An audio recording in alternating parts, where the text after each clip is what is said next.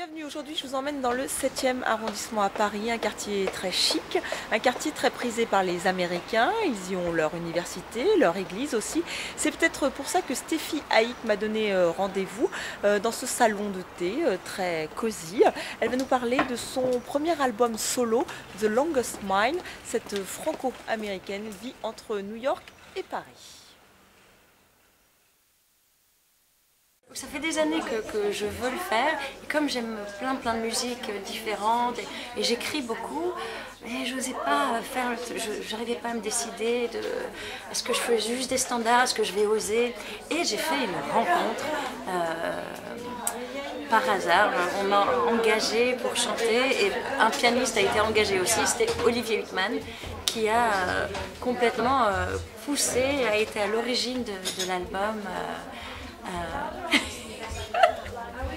Et c'est une sorte de coup de foudre musical. À chaque fois, je dis ça quand on me pose la question, mais c'est vrai, Olivier, j'ai eu un choc parce que il est moderne et en même temps, il accompagne tellement bien le chant. Il est complètement en service et il est tellement créatif tout le temps. Et donc, on a fait ce concert, c'était génial.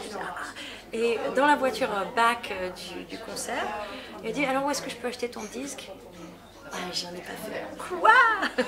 C'est pas possible, il faut que tu fasses ton disque.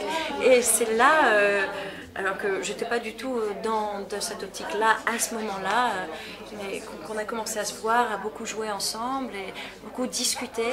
Et il a écouté mes chansons, enfin quelques-unes des chansons que j'ai écrites. Et il faut absolument que tu enregistres mes chansons, t'es sûr? Voilà, parce que je peux les faire pour. Quand je fais un featuring, ça ne me dérange pas, mais quand c'est mon album, je ne savais pas si j'allais oser. Voilà, donc j'ai osé, j'en suis très contente et il a fait tous les arrangements. On a passé des heures à discuter de ce qu'on allait faire. Voilà. J'ai toujours chanté en anglais, comme j'ai commencé à chanter, j'étais aux États-Unis, enfin j'étais petite. Voilà, c'était juste normal pour moi, c'est plus naturel pour moi de chanter en anglais. Je parle mieux anglais que français. J'écris beaucoup mieux en anglais qu'en français. Et puis je trouve que on me dit parfois t'as un petit accent américain.